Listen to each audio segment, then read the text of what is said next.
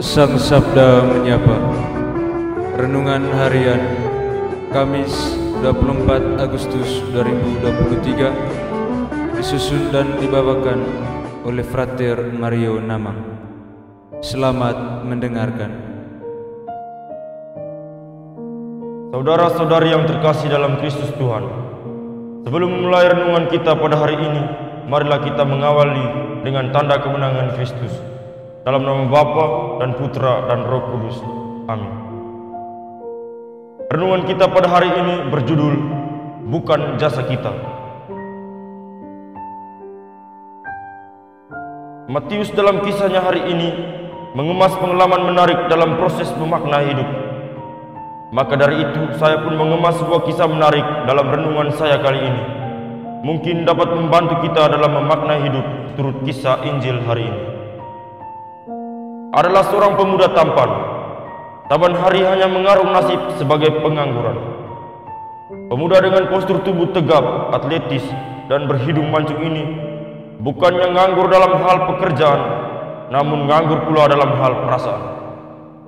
Acap kali perasaannya dibalas dengan nada tolakan, bahkan ada yang tak menghiraukan. Pemuda itu cukup frustasi.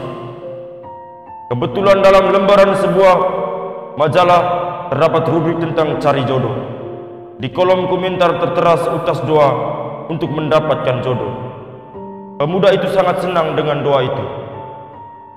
Maka ia menggunting penggalan doa itu dengan tujuan agar lilin di pojok doa dalam kamarnya tetap bernyala. Namun dalam rutinitasnya berdoa, doanya tidak dikabulkan. Tuhan seolah-olah berada begitu jauh dan tak bersedia mendengar doanya. Karena begitu sering ia berdoa, tapi doanya tak kunjung dikabulkan.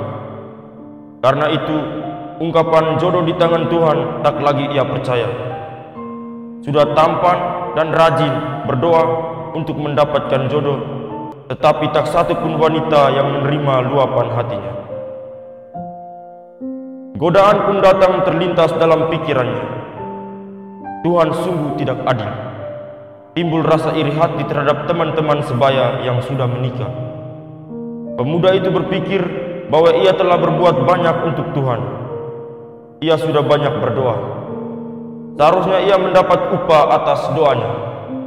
Pemuda itu melakukan protes terhadap Tuhan. Mengapa Tuhan tidak mendengar doanya? Dan sejak itu rasa kepercayaannya terhadap semua hal baik yang ia lakukan mulai hilang. Ia semakin jauh dengan Tuhan. Pemuda itu memutuskan untuk tidak lagi berdoa. Saudari-saudara yang terkasih dalam Tuhan kita Yesus Kristus, banyak orang seperti ini. Mereka menghitung-hitung jasa mereka. Mereka suka menyebut semua hal mereka lakukan untuk Tuhan dan gereja. Mereka seringkali menuntut agar Tuhan harus membalas semuanya. Ada kesan bahwa mereka mau mengatur Tuhan dengan segala perbuatan baik. Dalam jalan pikiran ini ada kesalahan besar.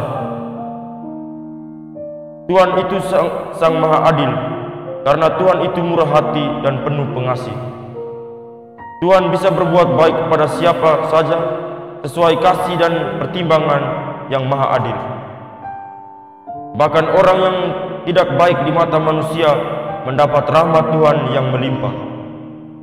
Mengapa demikian? Itu adalah hak Tuhan yang harus kita hormati, dan karena itu tak perlu melakukan tindakan protes terhadap Tuhan. Baiklah kita menyimak dan merenungkan hal-hal positif dalam Injil hari ini. Tak perlu protes dalam tugas dan keputusan kita di dunia ini, karena apa yang kita peroleh secara cuma-cuma merupakan hasil pemberian Tuhan secara cuma-cuma pula.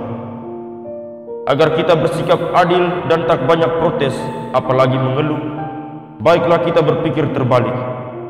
Kita wajib berbuat baik bukan untuk mendapat sesuatu, tetapi karena kita sudah memperoleh sesuatu dari Tuhan. Kita harus lebih banyak berpikir tentang jasa Tuhan untuk kita, bukan jasa kita untuk Tuhan. Kemuliaan kepada Bapa dan Putra dan Roh Kudus, seperti pada permulaan, sekarang, selalu, dan sepanjang segala abad. Amin. Dalam nama Bapa dan Putra dan Roh Kudus. Amin.